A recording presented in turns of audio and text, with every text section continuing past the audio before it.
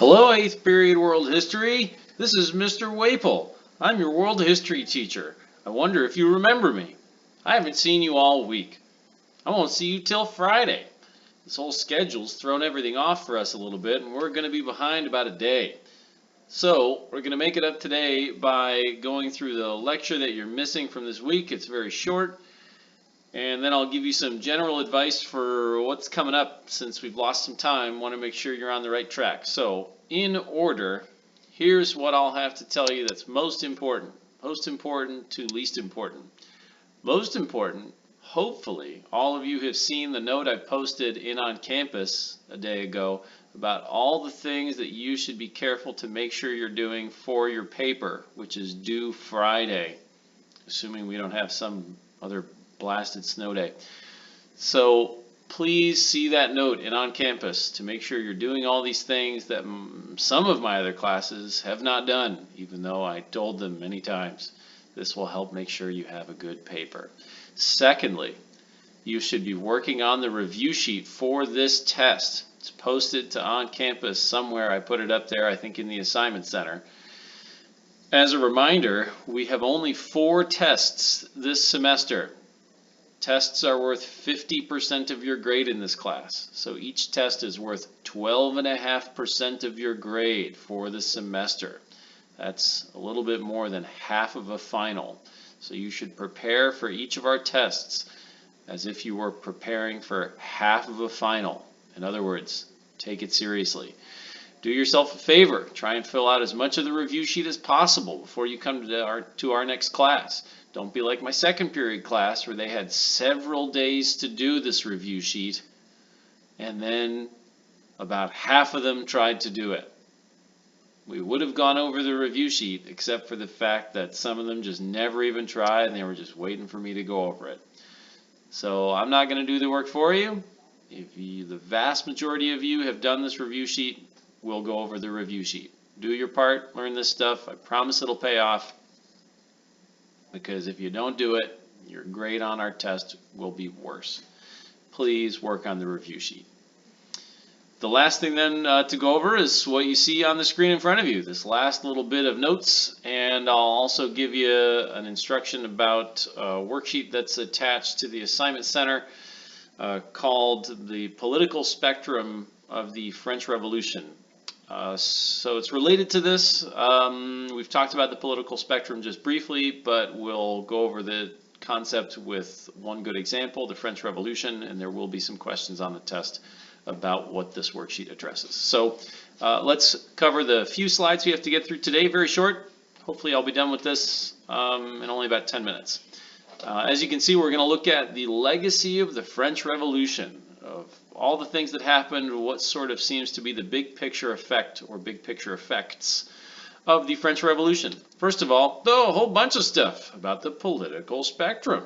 As a review, you have these terms, left, right, and center, that became really common because of the French Revolution. These terms, as you can see, mean things like whether you are generally in favor of positive change, if you're a liberal or to the left of this spectrum, which is drawn down here. If we were doing this in class, I would be drawing these things on there, but it's pretty simple.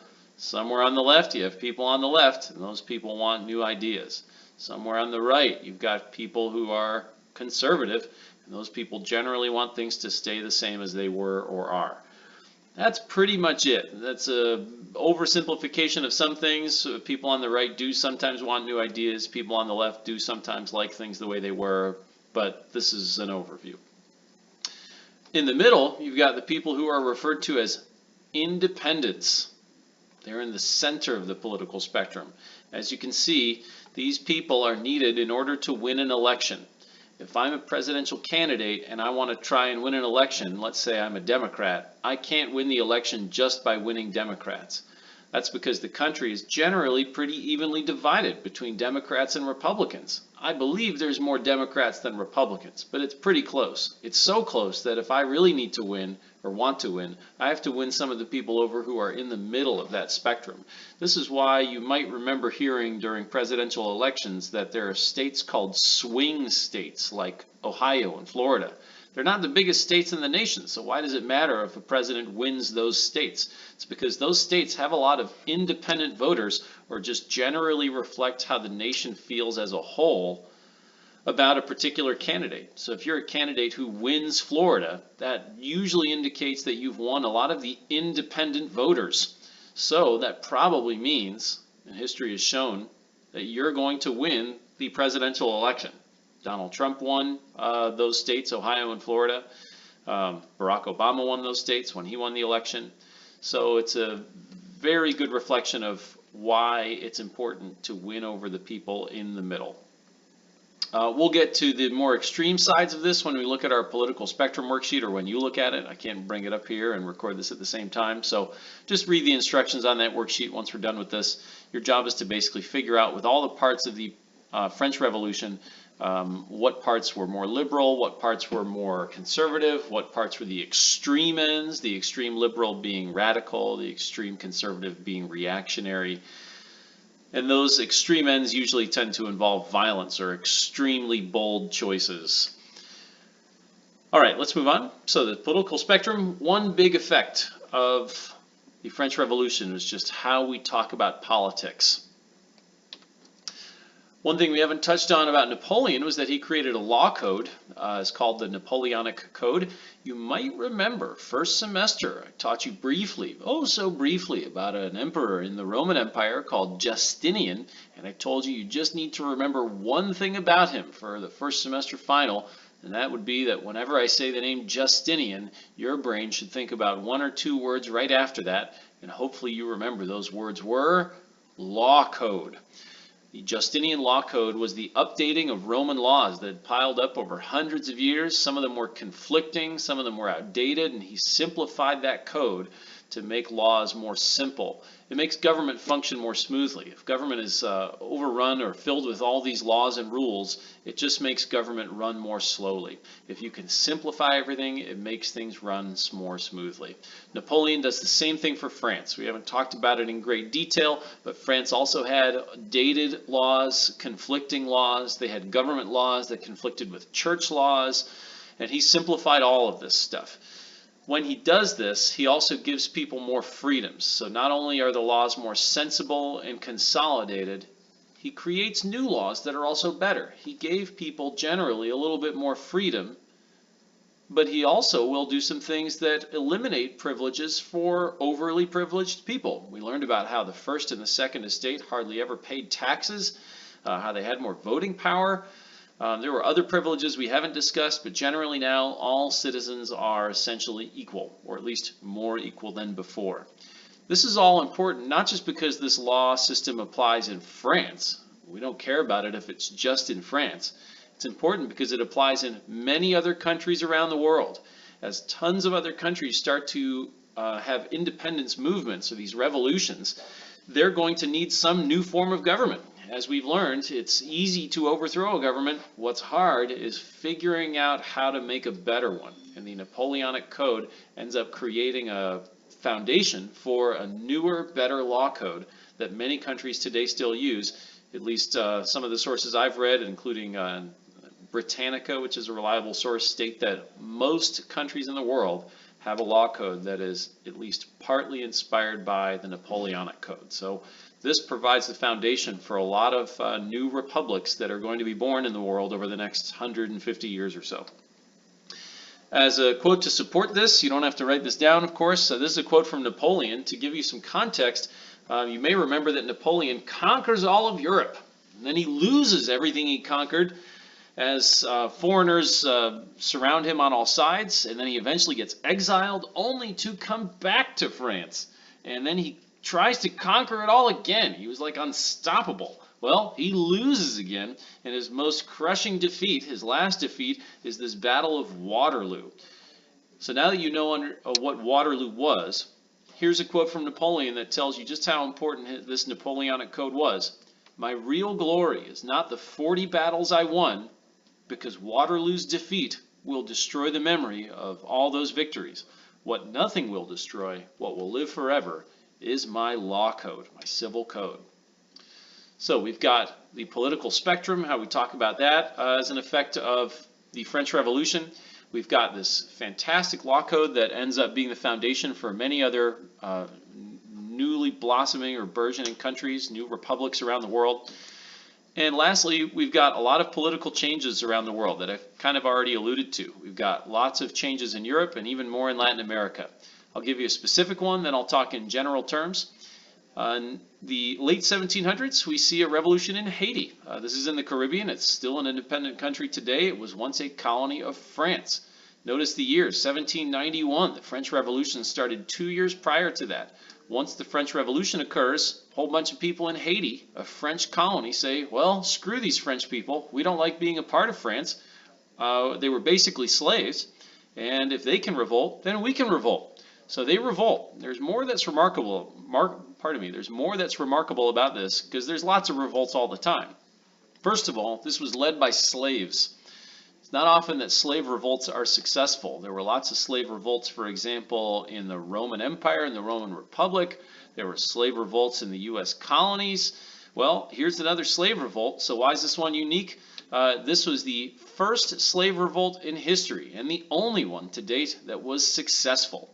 They were led by that guy you see on the right. His name was Toussaint Louverture, a former slave. He leads slaves against an invading French army meant to put them back in their place, and he wins. So Haiti wins its independence, and it's the first of many countries in Latin and South America that will end up earning their independence at this time.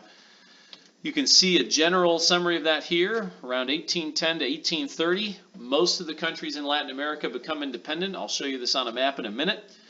There are others who become independent after 1830, but the vast majority of them were in that 20-year time span. So just to put it in a broad context, U.S. Revolution in 1776 inspires the French Revolution in 1789, which inspires the Haitian Revolution and a whole bunch of other revolutions in Latin America. So essentially, everybody in the Western Hemisphere, the New World, almost everybody, has gone from being a colony to being independent within about a 50-year time span. Pretty impressive. Here's a map that sort of shows you that. Oh, and I also forgot Germany starts to form. I'll show you that on a map in a second. Germany, of course, will eventually be important in about 100 years as it'll lead the charge in World War I and World War II. So we'll get to that story in a second. Here's that map I was talking about. A whole bunch of places become independent after 1830, but actually I shouldn't say it's a whole bunch, it's only a handful. Most of these colors on this map, you'll notice are some shade of green or some shade of blue. So notice here, the greens and the blues ending in 1829, that's just about everybody on this map. So independence is the most common occurrence, major occurrence in Latin America. Since this is a world history class, we should probably touch on it. We haven't been talking about much outside of Europe the last month or so. So here's some non-European history for you. Lots of places becoming independent. Of course, they're mostly becoming independent from their colonial parent country. Most of these countries, their parent is Spain. Of course, then we got Brazil being run by Portugal. So huge changes for all these places. Last thing I'll tell you about is Germany, that whole business with Germany forming. Here's Europe in 1812. Notice we've got some familiar looking countries. We've talked about France and England now for a couple units. They've been major countries for a while by this point in Europe. For a couple hundred years they've been identifiable as English and French people. But look at Germany. Germany seems to be this mess of different confederations or governments. You've got a kingdom of Prussia here, you've got some Polish government, you've got the Austrian Empire, you got this confederation of the Rhine, parts of the Netherlands. It's all just a mess. Italy is also sort of a ragtag country. It's not a country yet. So we think of Europe as all these established countries, and they've been there for a while, and they haven't been there for a while. They're pretty new. I'll fast forward only 3 years to 1815, and we see the beginning of Germany. We have this thing called the German Confederation. Still a ragtag group of states here inside it, but this will eventually, in about 70 years, become known as Germany. So other parts of Western Europe are starting to form.